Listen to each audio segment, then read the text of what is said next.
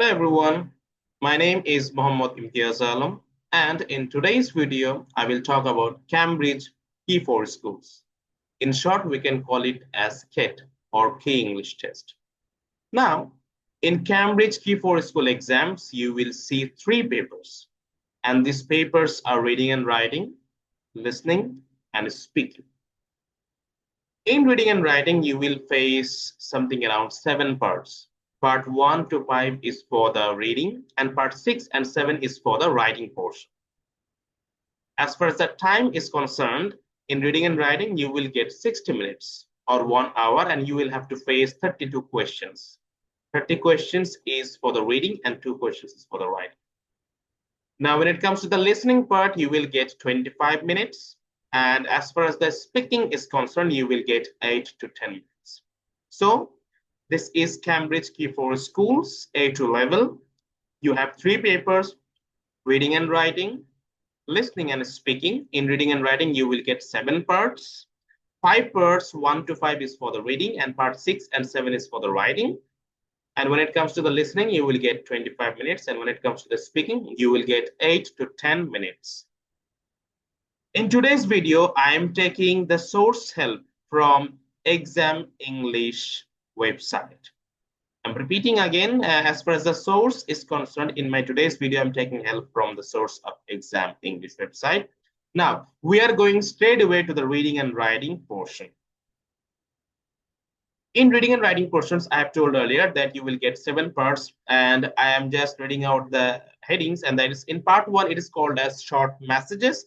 Basically, you will see a box, and also you will see 3 options. You have to choose an options based on that box. Part 2 and part 3, it is related to passage. I'm repeating again. In reading and writing portion, part 2 and part 3 is related to reading.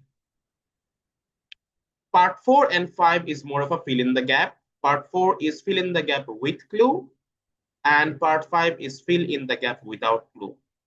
In these parts, you have to use your grammatical sense and, of course, your vocabulary and meaning sense to give a proper and correct answer. Now, when it comes to the part 6 and 7, you can see this is write an email. Part 6 is about write an email, and part 7 is about write picture stories. So when it comes to the writing, there are limitations of word. Okay. In part 6, your minimum words will be 25 when you are writing email. And in part 7, your minimum words will be 35 when you're writing picture story. Now I am going deep about these parts. We are going from the last to the starts. In part 7, we are coming up to the writing portion. You can see in part 7, you have to write a picture story. You will see 3 pictures, and according to these 3 pictures, you have to write a story. And I am marking these things. You can see here. Your minimum word will be 35, and your maximum word you can add up to 10 or 15 words. Okay. So in part 7, you have to write a picture story. In exam hall, you will see 3 pictures, and according to these 3 pictures, you have to write a picture story, and your minimum word will be 35. Now we are going to the part 6.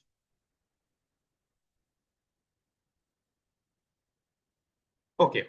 So in part 6, you have to write an email. But the thing is the limitations.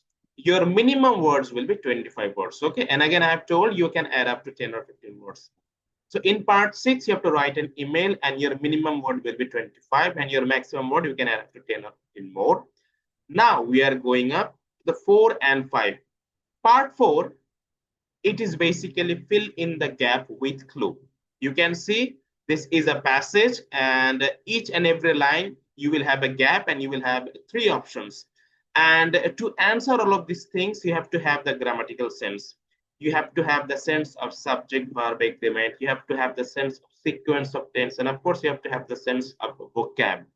So when it comes to solving the part 6, your grammatical range, your sentence range, how you understand the sequence of tense, how you understand the subject verb agreement, how you understand the meaning, all these things will come as handy when you are solving this type of things. So part 4 is all about fill in the gap with clue. Now, when it comes to part 5, again, this is a fill in the gap question, but without clue. So you will not get any clue or any word. You have to fill those gaps according to your grammatical sense, according to your vocabulary sense. Okay. So you have to be really good with your vocabularies and you have to be really good with your grammatical range. I'm repeating again, your sense of subject verb agreement, your sense of sequence of tense, and of course your sense of vocabulary will be really handy when you are solving this type of questions. So part 4 and 5 is related to fill in the gap questions. Part 4 is fill in the gap with clue and part 5 is fill in the gap without clue. Part 6 and 7 is related to writing portions. Part 6, you have to write an email. Your minimum word will be 25. And part 7, you have to write a picture story and your minimum word will be 35. And as far as the maximum is concerned, you can add up to 10 or 15. Now, I have told earlier that part 2 and part 3 is related to passage. I'm repeating again, part 2 and part 3 is related to passage. And we are going to part 2 and we will dig deep and I will give you some tips and tricks to solve these things. Okay.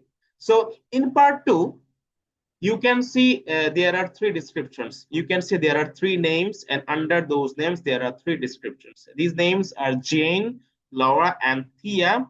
And these 3 names has 3 descriptions. And under that, you will see there are lots of questions. I'm counting 2, 4, 6, and 7. So basically, you will get 7 questions. Now, my suggestion is whenever you are solving passage-related problems, don't go for the passage first, okay? Go for the questions first. Start reading the questions, start identifying the keywords, and then identify and match the keywords with your passage, and then click and recognize the answers. So whenever you will face questions related to passage, first read the questions, then scan the question, and then identify the keywords. Now, what are keywords basically? In a sentence or in a questions, you will see 3 or 4 words that will convey the main messages. Okay.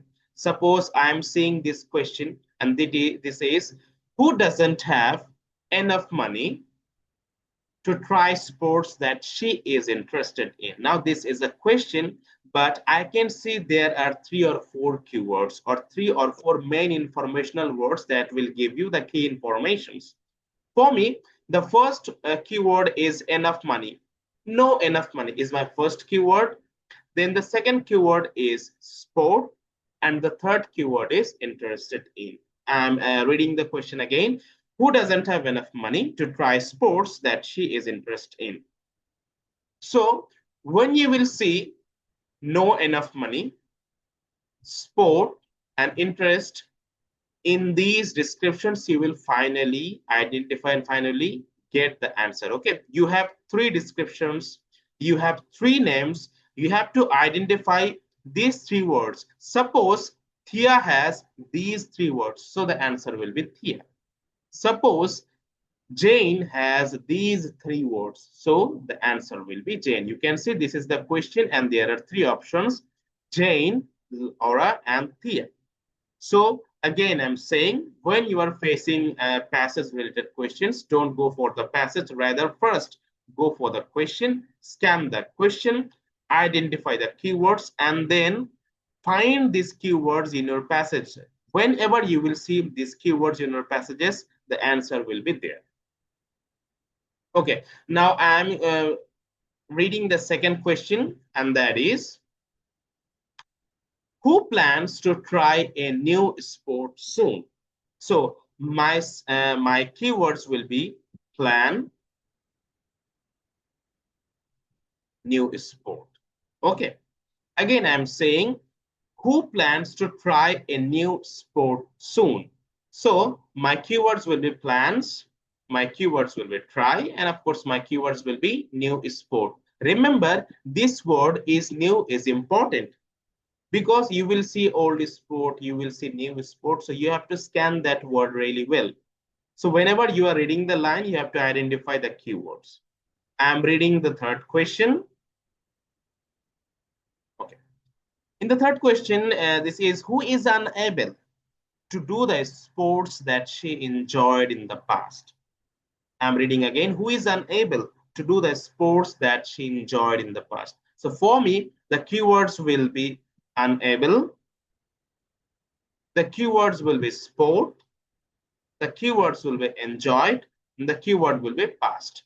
So in these line, I have 4 keywords, and these are unable, sports, enjoyed, and past. So now what you have to do, you have to find these keywords in your descriptions. If you see these keywords matches with Thea, then the answer will be Thea. Okay. So for each and every question, you have to see the question, you have to understand the meaning, and then you have to identify the keywords, and then you have to match the keywords with your passages, and then you will see your answers will be there. So first read the questions and then scan the question, identify the keyword, and then see those keywords in your descriptions. You will see your chances of giving right answers will be higher. And again, you will save lots of times. Now we are coming up to the part 3. In part 3, you will get a passage and you will get some questions with multiple options. You are seeing in this part, there are 5 questions with 3 options each. And now what is the suggestion? Same. Don't go for the passage first, rather go for the question first. First, see these 5 questions, then mark your keyword, and then see and identify your keywords in the passages, and you will see the answer.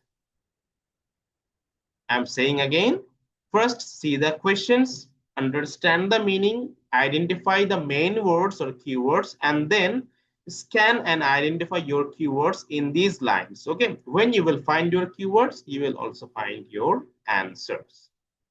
So this is all about Cambridge Key for Schools reading and writing portion. In today's video, you have learned about the overview of the 7 parts and the tips and tricks. In my next video, I will talk about more about passage related questions and the tips and tricks to solve all of these things. And also I will say more about short messages. Okay, I will give you some brief information about short messages because I have told all of the things. Part 1 is left. So let us look a little bit about part 1. Part 1 will be about short messages. Okay, you will see a box and you will see some options. Now my suggestion is if you see words in options, but you are seeing that word, but you are not seeing that those words in boxes, so don't go for that. Okay, so I'm reading the first question in the box. Our science comedy night is very popular. The show will now take place in room 4 of the West building so that more people can see it. See you there. Now you can see room 4 of the West building. So these are connected. Now I am seeing the 3 options. First of all, see the second option. There are no more tickets left for the show. I am seeing no more tickets in the option, but I am not seeing no more tickets in the box. I am seeing no more tickets in the options, but I am not seeing no more tickets in the box. So this will not be the option. This will not be the correct one. So whenever you will see words, you are seeing words in options, but you are not seeing words in box, don't go for that. Don't make answers by yourself. Okay, only go for the options that has directly matchings with the box. I'm repeating again. Don't create your answers by yourself or don't anticipate answer. Only click options that has direct matchings with the boxes. Now, I am seeing the third option, and that is the event has moved from room 4 to the West building. Now, they are saying that room 4 and West building are separated. But in the box, we all are seeing that room 4 of the West building, these are connected. So in option 3, we are seeing room 4 and West building are separated, but we are seeing in the box that room 4 and West building are connected. So option 3 is also incorrect. Now we have left one option, go somewhere else to see the show, and this will be the correct answer. I am clicking the answer, and yes, this is correct. So when you are facing part 1, when you are seeing the boxes, see the options well. Don't create your answers by your own. If you are seeing words in options, but you are seeing nothing like these in the boxes, don't go for that. Okay. So this is all about all of the 7 parts of your reading and writing module. In my next part, I will talk more about your reading related questions, reading related solutions, and some more healthy tips and tricks. Till then, goodbye and take care.